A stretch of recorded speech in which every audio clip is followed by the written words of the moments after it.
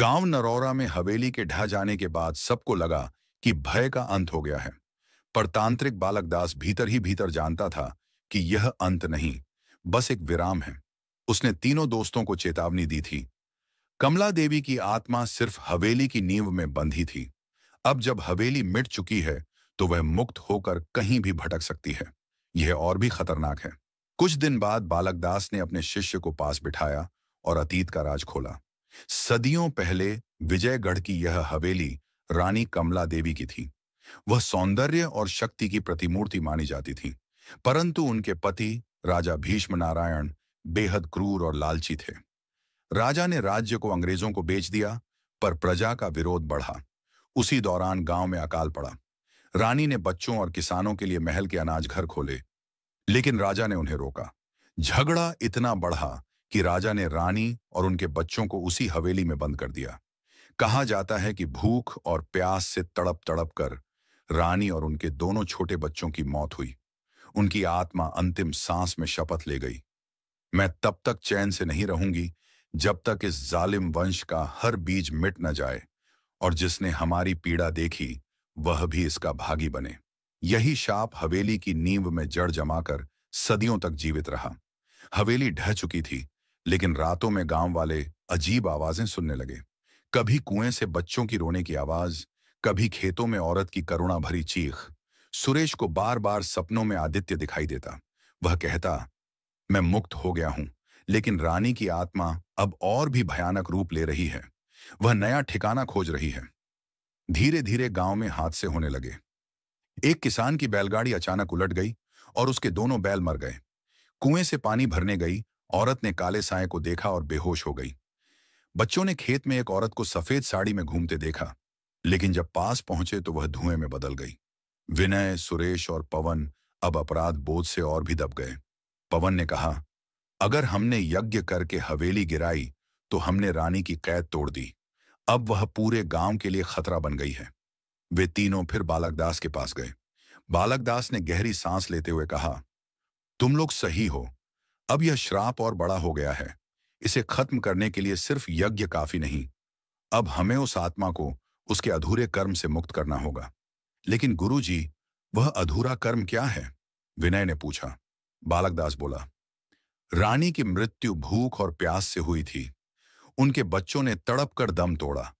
जब तक उन्हें अन्न जल दान नहीं मिलेगा और उनके पति के पाप का प्रायश्चित नहीं होगा, आत्मा चैन नहीं पाएगी। अमावस्या की अगली रात को तांत्रिक ने विधि बताई। गांव के बीच पीपल के पेड़ के नीचे यज्ञ करना होगा। वहीं रानी और बच्चों को अन्न जल अर्पित करना होगा, लेकिन रानी की आत्मा इसे रोकने जरूर आएगी। रात आई। पूरा गांव चौकन्ना था। बीच में वेदियों पर हवन कुंड सजाया गया। तांत्रिक, तीनों दोस्त और कुछ गांव वाले बैठ गए। मंत्र गूंजे, एयूएम भूर्भुवः स्व। जैसे ही अन्न और जल रखा गया, तेज आंधी चली। लाल आंखों वाली परछाई प्रकट हुई। वही रानी कमला देवी, बिखरे बाल, सफेद साड़ी, चेहरे पर घृणा और पीड़ा। झूठे उपायों से मुझे मत रोकना, मेरा क्रोध अब असीम है। अचानक पूरा गांव अंधेरे में डूब गया। औरतों और बच्चों की कराहने की आवाज गूंजने लगी। सैकड़ों काले हाथ जमीन से निकलकर वेदियों की आग बुझाने लगे। सुरेश डर से कांप रहा था। पवन ने उसका हाथ पकड़कर कहा, डर मत, यही वक्त है साबित करने का। विनय ने साहस करके अन्न की थाली उठाई और रानी की ओर बढ़ाया। मां, यह अर्पण आपके और आपके बच्चों के लिए है, कृपया स्वीकार कीजिए। कुछ पल के लिए वातावरण थम गया। रानी की आंखों में आंसू की झलक आई, पर तुरंत ही उसका चेहरा फिर भयंकर हो गया। मेरे बच्चों को जिसने मारा, उसके वंश का क्या? क्या वह पाप बिना दंड के रह जाएगा? बालकदास ने मंत्रोच्चार करते हुए ताम्रपत्री उठाई और कहा, रानी, तुम्हारे पति का वंश बहुत पहले ही मिट चुका। तुम्हारा श्राप अब किसी पर नहीं है, लेकिन तुम्हारा क्रोध तुम्हें खुद ही जला रहा है। अगर तुम यह अर्पण स्वीकार कर लो तो तुम्हें और तुम्हारे बच्चों को मोक्ष मिल जाएगा। रानी की आत्मा चीखने लगी। उसने हवाओं को झकझोर दिया। कुछ बच्चे रोने की आवाज में बोले, मां, हमें भूख लगी है। वह आवाज सुनकर रानी का चेहरा बदल गया। उसके भूतिया रूप की जगह मां का चेहरा आ गया, दुखी लेकिन ममता से भरा। वह धीरे धीरे अन्न और जल की ओर बढ़ी। जैसे ही उसने थाली को छुआ, एक अद्भुत प्रकाश फैल गया। हवाएं थम गईं और दो छोटे बच्चों की आत्माएं उसके पास आकर उसे पकड़ लीं। तीनों आत्माएं मुस्कुराईं और धीरे धीरे आकाश की ओर विलीन होने लगीं। पूरा गांव उस दिव्य दृश्य को देखता रह गया। लेकिन तभी अचानक एक काला साया अलग होकर चीखा, नहीं, मैं शांत नहीं हो सकता।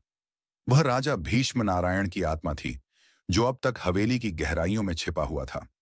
उसने रानी की आत्मा को पकड़ने की कोशिश की। बालक दास ने पूरी शक्ति से मंत्र पढ़ा। तीनों दोस्तों ने मिलकर हवन की आहुति दी। आग की लपटें आसमान तक उठीं। राजा की आत्मा उस अग्नि में जलने लगी। वह चिल्लाया, कमला, मुझे मत छोड़ो। लेकिन रानी की आत्मा बोली, अब मेरा बदला पूरा हुआ, तेरे साथ नहीं जाऊंगी। राजा की आत्मा राख बनकर मिट गई और रानी अपने बच्चों के साथ प्रकाश में विलीन हो गई। सुबह जब गांव वाले उठे तो उन्होंने पाया कि पीपल का पेड़ अब फूलों से लदा हुआ था। हवा में अद्भुत शांति थी। गांव वाले बोले, अब यह श्राप सचमुच खत्म हो गया। विनय, सुरेश और पवन एक दूसरे को देखते रहे। उनकी आंखों में आंसू थे। आदित्य की याद फिर दिल में आई। विनय ने कहा, हमने अपना दोस्त खोया, लेकिन कम से कम उसने हमें राह दिखाई। अगर वह हवेली में न जाता तो हम सब इस रहस्य से अनजान रहते। बालक दास ने उन्हें आशीर्वाद देते हुए कहा, तुम तीनों ने असंभव कार्य किया है। पीढ़ियों तक गांव वाले तुम्हें याद रखेंगे। गांव में धीरे धीरे जीवन लौट आया। बच्चे फिर खेलों में मस्त हो गए। औरतें फिर गुनगुनाने लगीं। लेकिन कभी कभी रात में जब चांदनी खेतों पर गिरती तो दूर से तीन परछाइयां दिखाई देती। एक माँ और उसके दो छोटे बच्चे। वो किसी को डराने नहीं आते थे, बस गांव पर निगाह रखने, अपने अधूरे कर्म के पूरे होने का आशीर्वाद देने।